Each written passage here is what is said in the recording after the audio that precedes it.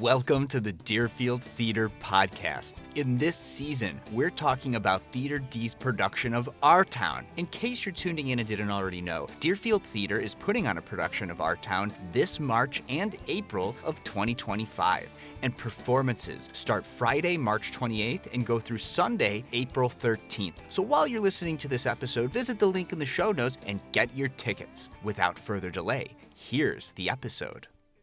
I am thrilled to have with me today a first for the Deerfield Theater Podcast, a dramaturg, Dana Pepowski. Welcome to the Deerfield Theater Podcast.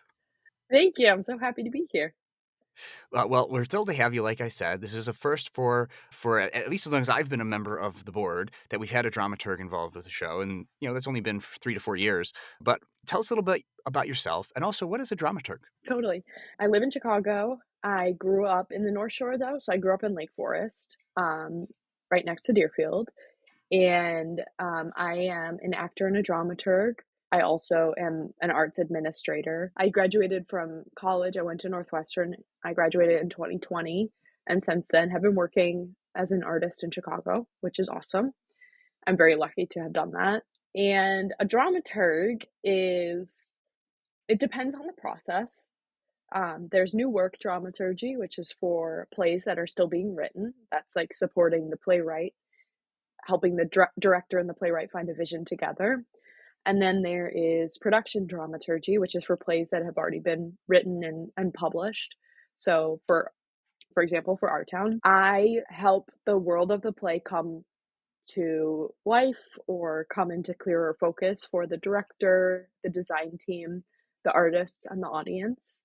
I love it because it's a combination of literary analysis, historical research, and then like helping other people feel as enthusiastic about art as I do, as enthusiastic about theater as I do, and making plays feel accessible for any audience member, regardless of their background or their history with the piece. So that can look like finding historical context, finding primary sources, research on production history, the playwright, leading talkbacks, creating a lobby display, anything that helps people feel supported and like welcome into the world of the play. Well, that's so interesting, and especially in a world of AI and things can just be generated so easily Yeah, these days. I really feel like art is one of those last things that like the yeah, humans are going to be doing, and so I that hope so. yeah, that there's like appreciation that you can like help foster that appreciation for the audience to come and see a show beyond just what they're seeing on stage is really interesting. So for Our Town in particular, like what are some of the things that you've been doing for Our Town, and what are some of the plans since we're recording this, over a month before our opening night?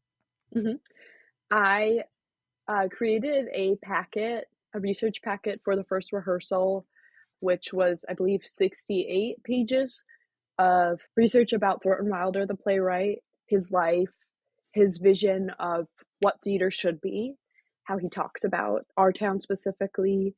And then I also did a glossary. So any mention of a place or an item, a turn of phrase in the play that might not be like common knowledge or like people are used to talking about. Did research on the background of it and maybe what it looks like or where it came from. I shared that with the cast on one of their first rehearsals with a presentation, and we learned a bit about Wilder's vision for the play. And now I'm working on ideating and then designing the lobby display. So translating some of the packet into a display. I don't know exactly what it looks like yet, but for Mhm. the audience members. I will be leading a talkback as well throughout the run, and am hoping to help out a bit more with social media too, like the Trivia Tuesday posts. Wow. So from what I'm hearing, and now, I've only really ever been involved with theater extracurricularly, although I Uh-huh, did take one acting class in college. uh-huh. Um, for just like general audience members, what actors do when they're on stage or in other circumstances, and Dane, of course, you as an actor know this, they make choices. And so Mhm. I feel like that context that you're bringing to the cast in particular and to everyone involved in the show sort of helps give them like more context around it to then make better. Well, I mean, better subjective, but then to make choices based on that context. Do I have that right? Exactly. Yeah, yeah, exactly.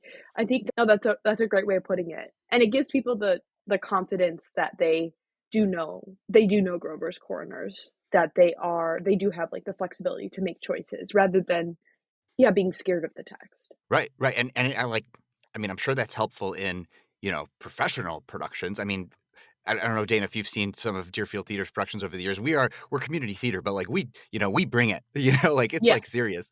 I mean, obviously, we're involving you now, but, like, for folks who might be involved in community theater that might not have all of the professional training and background, like, I feel like something like what you've provided to the cast sounds like that's incredibly useful. I hope so. Yeah, I've been really impressed with the run-throughs. I've seen now running act 1 and 2, and I think it's already so good. Yeah. Yeah, I So, I mean, I'm sure your involvement has helped with that if it, like, is I haven't performed in many shows over the years, but a handful, and I've never had something like like 60 something pages of context to, like, help me understand everything better. You might only have the script sometimes, and then the yeah. director, but the, director has to make a million choices and decisions and, like, help everybody, and just having somebody else that does exactly what you're doing as the dramaturg sounds like that's really helpful. For for the audience experience, though, so for every show, there's going to be this hallway experience. Is that the idea? Mhm. Yeah, yeah. And but I do understand it's some like, one of these shows, you're actually going to be there to, like, talk about stuff or answer questions. Tell our listeners more about that.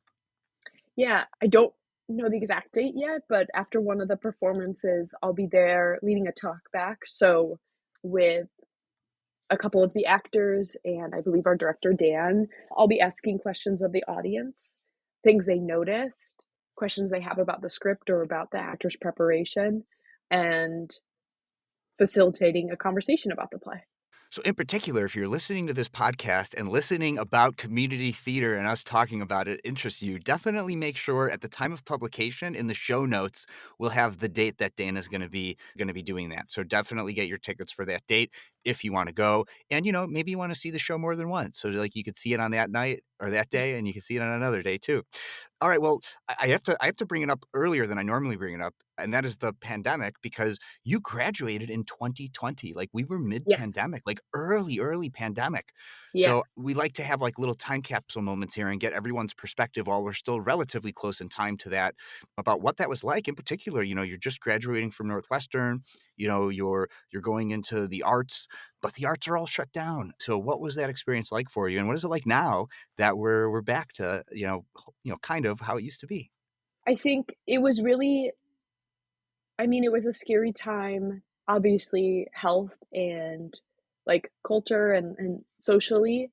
I think my class and I were really fortunate to only have, like, the last bit of our education be interrupted by COVID. I really feel for the younger people who missed, like, much of their schooling or were virtual for much of their schooling. So that part, I think, was very fortunate, and it also took a little bit of the pressure off. The first year out of college is really challenging, and it was already going to be hard enough, so it was kinda nice to, like there was no expectation. It took a while to have, obviously, theaters open up again, and that was scary, but I was still doing, like, dramaturgy for virtual productions and reading a lot of plays, and, it ended up being okay. I think and now I think there's more of a focus on accessibility and there's more virtual auditions, there's more, like, virtual work, like, more self-taped and more I've worked now 2 summers with a theater in Wisconsin. I don't know and I've done that, like, virtually or remotely. I don't know that that woulda happened before COVID. So I think there's more of a fluency of, like, involvement or how artists can be involved. And yeah, I think my time in 2020 really solidified for me I've never had any doubt, but, like, this is what I wanna do, and I was willing to wait, and I'm lucky that I, like, was able to get some jobs where I could build up a nest egg. So, ultimately, it was really scary, and it was an awful time for the world. I was very fortunate throughout the process. Yeah, that's a good way to look at it. I mean, look, my wife and I got pregnant in the very beginning of the pandemic, and she didn't have to, like, commute to an office while she was pregnant, Yeah, for the whole pregnancy. So there are always silver linings to difficult situations sometimes. It's good that you were able to see it too. yeah. It sounds to me like, yeah, it was a good opportunity for you to hone your craft, and you took advantage of that. I know we've had the director, Dan, on the podcast already, and he talked about how he was able to hone some of his writing craft at the time since he was doing some script writing. So, being able to take advantage of the moment and not waste it, difficult though it may be, was good opportunity. People are able to find some of those opportunities. And in a way, it sounds like it also potentially even leveled the playing field in that, like, everybody, around that time, like nobody was working, which is terrible and horrible and tough. But then, like, coming back into it, like, okay, maybe some people who wouldn't have had opportunities before, now they're sort of on equal footing with some other people. So that's interesting. Hmm. Yeah, so it's great to get that. It's always great to get that perspective. Bringing us back into our town, though, especially in light of what you've been doing for the upcoming show of Our Town, feel like you're a great person to ask this question for. I mean, everybody is, of course, but so tell us, like, what is the story Our Town about? Thornton Wilder describes it as, I think I might be messing up the quote, but that it's like it's the life of a small town against the stars. I think it is a story of life that like everyone goes through. It's made specific by the characters and the very detailed exploration of the town of Grover's Corners, but it is about like the everyday joys and grievances and like tragedies of life. And probably like I think he would say like the impossibility of recognizing while you're going through life that is it life itself. So he lets us know that it's a story about specifically Emily, but I think the whole town, like understanding what life is, but that one can only really understand it at the end. I think it's like both hopeful and pessimistic. Mhm.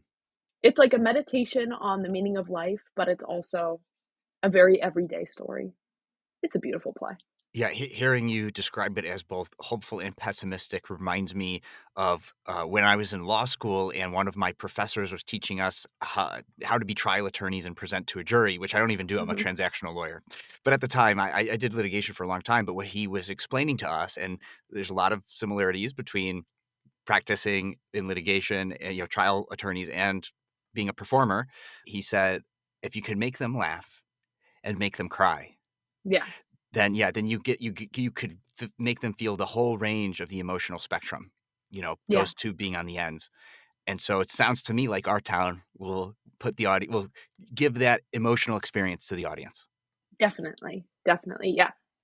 I every time I was working on the packet, every time I had to read a section of the play, I cry. I think it's like a gut punch. There are many moments, I think Act 3, like, famously for folks who have seen it or read it, like, Act 3 is famous for being a gut punch, but there are also moments throughout the play, and it's and also seeing the actors work now in person, the run-throughs I've seen, they are definitely, like, tapping into the humor too. Yeah. Yeah, we had Susie Mason on the Mhm. podcast as well, and I think she said she just cries every day at rehearsal. Yeah. Yeah, yeah, yeah. Yeah. Right, right. Well, sometimes, not everybody who we have on the podcast is professionally in theater or in the arts, and you are. Mhm. So I'm curious to know, for especially the young listeners who might be considering going into the arts, like, how does one become a dramaturg? Like, and like, is it a course of study? Is it more post study? Like, where do you learn to do that, and how maybe can folks get earlier experience in their life to do what you do? Mhm. Well, I mean, the good news is that everyone already does dramaturgy. When you're an actor, dramaturgy is anything that involves reading the script and thinking about it. So if you're doing your job as an actor, which hopefully one is, then you will be doing dramaturgy. When I was in like middle and high school, I was making what I didn't know then was dramaturgy packets for myself of like research about I don't know, like I was in Hello Dolly in high school and doing research about turn of the century New York City. So it can be as formal as that or just like reading books or reading articles online, thinking deeply about the play and the playwright's world as they wrote it is dramaturgy. But if folks want to go more formally, there's no major in dramaturgy at Northwestern. There's one course which I took. I double majored in theater and history. So, and I worked as a research assistant in the performance studies department. So I was working with primary documents and kind of like looking at, I think it was 15th century audience patterns in London, and then like kind of zooming that out and thinking about what that means more broadly for theater goers and London society at large in that time period.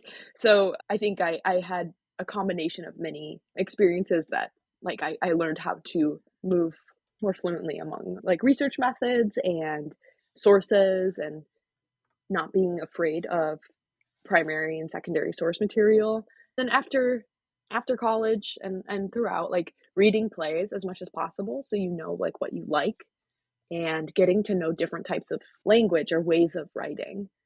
Reading books, definitely. And I love museums. I think consuming anything that's like for public education. There's a genre of content creator that they like, this is kind of what they do. Like if they're Yeah, breaking down like the shows or the TV or the movies that they yeah, love, that's like dramaturgy is what it yeah, sounds like. yeah, totally.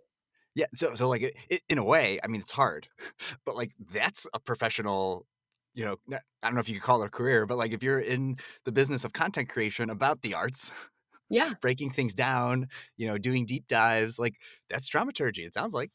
totally, totally. It, It's just talking shop, yeah, which and it is what might I be love to do. it might be a great way to practice too. Like Mhm, if this is something someone wants to do professionally, like your favorite book, your favorite movie, your favorite whatever, like, create some content around it, put it on the internet, get some feedback, totally. practice. And then if you wanted to do it professionally for, for the theater or for, real ways to like get paid to do something like that, that would be a good training ground, perhaps. Yes, totally. And honestly, writing papers in, like, high school, middle school English class was so helpful, like, becoming friends with literary materials. Hmm. Yeah. Yeah. Well, you mentioned Hello Dolly, which brings me to some questions I love to ask all the guests on the show, which Mhm. is when you are not involved in a production and you're just taking off your production hat and you're just an audience member, what have been some of your favorite shows? And then also shows that you've been in and been a part of, what have been some of those favorite shows? And by the way, you don't have to pick one. You could pick many, we're not going to make you pick one. Uh-huh. I saw in high school with my mom a production of The Grapes of Wrath at Steppenwolf, and that was the first show I'd seen there, and John Steinbeck is one of my favorite authors, and it was just, like it was so I think it was meaningful to me because I had read East of Eden, and I had read Grapes of Wrath in class, and I was like, "This guy this is so, like, a gut punch, like Wilder does in our town," and I was like, I feel like this is so stiff, like the way we're talking about this book in class. And then I got to see Steinbeck's words adapted to the stage, and I was like, yes, like this is exactly it. This is what I thought, but I couldn't put into words like why it didn't feel quite right to just be analyzing it as like a text. I think it's so like guttural, and it was like an incredible ensemble. That was awesome, and I saw my favorite play is Heroes of the Fourth Turning by Will Arbery, and I saw a virtual adaptation of it in during 2020, I think. They had done a production of it, I think, at Playwrights Horizons in 2019. They brought the cast back to do a virtual production of it on Zoom, and it was just that's another one that's, like, so would be a dream to dramaturg because it's, like, so, like, sensual, like, in your face and, like, interesting, and it's got so many layers, and that was also gorgeous. I see I every piece of theater I see, I love pretty much for different reasons. And then shows that you've been involved with, what have been some of your favorite? Uh-huh. My all-time favorite show, eh, and that I was in, Sweeney Todd at Lake Forest High School in 2015. I was Mrs. Lovett, and it was so much fun. That was probably one of my, like, deepest forays into dramaturgy before I knew what it was. That was one favorite. I was in a play called Let the Right One in college, which is a vampire story, and I got to play the vampire, which was also so fun to I don't know, like, learning all the fight choreography was so fun, working with fake blood.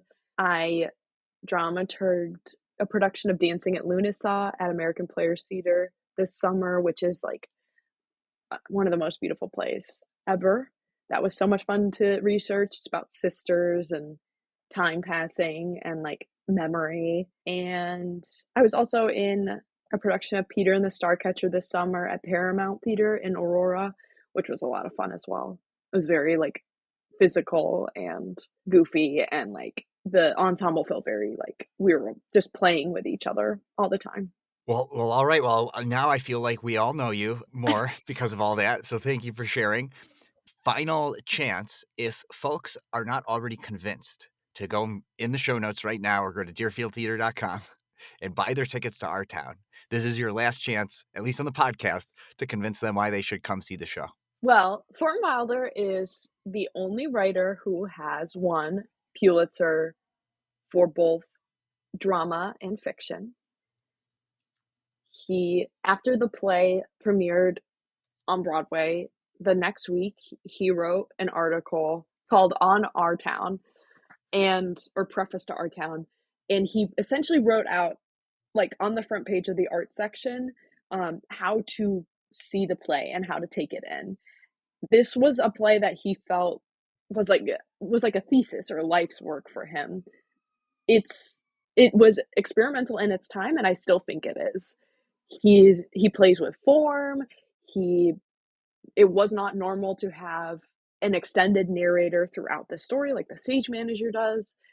He plays with the narrator talking with the characters, the passage of time throughout, moving back and forth throughout time. And then also, like, he insists over and over again that this play is not about New Hampshire in the early 20th century, but then makes it so specific about it being in New Hampshire in the early 20th century. Like, he plays with the reader's expectations, with the audience expectations. I think he's just so visionary, and he wrote this in 1935, or it premiered then. I just think it's like an amazing play. It revolutionized American theater, and it still feels so modern. And you really grow to love the people in it. And I think at any age, you can recognize the story. Yeah, it's just heartbreaking and it's beautiful. So I can't help myself with plays on words. And hearing you say that he wrote a piece called On Our Town kind of sounds like, if you say it quick, On Our Town, like HONOR, like honor. Yeah. So, like, Yeah. was there anything in that? I got to ask, was there anything in that piece that he wrote called On Our Town that sounds like he was like honoring something? I think so. I think he was worried people wouldn't quite get it, and he wanted to make sure they would, which is like, well, maybe you should have, I don't know, like, included that in the playbill. I think it's so beautiful that this guy was like, oh my God, I need to rent out a page in the New York Times to let everyone know what I mean about this play. Like, he's so vulnerable in it. He talks about, like, this is like a cosmic story. Like, he might be self-aggrandizing a little bit, but I don't think he is. I think he is really, he loves art. And I think that comes across in like the care he gives to each of the characters. Well, that's great. I think folks who weren't already convinced are now convinced to go to deerfieldtheater.com and get their tickets. Well, Dana Pepowski, thank you so much for coming on Deerfield Theater's podcast. It was great to have you. If folks wanted to, stay in touch or follow up or see what you're up to, what's the best way for them to do that? Totally. My website is www.dana, that's Dana, Pepowski, that's P as in Peter, E as in everyone, P as in Peter, OWSKI.squarespace.com. You're welcome to also email me with any questions about the play. I love doing research. So that's D as in Dana, and then my last name. So D Pepowski at Comcast.net. All right. Well, stick around for 10 seconds, but one more time. Thanks again so much for coming on. Thanks for having me. And that's our show. Please share this podcast to help support the work of Deerfield Theater. An even better way to support us is to go see our town. To purchase tickets, visit deerfieldtheater.com or click the link in the show notes. Thank you to the production staff and cast for our town. Please follow us on social media and subscribe to our podcast on your preferred listening app to never miss an episode. Until next time, thanks to everyone who continues to support the arts. We'll see you at the theater.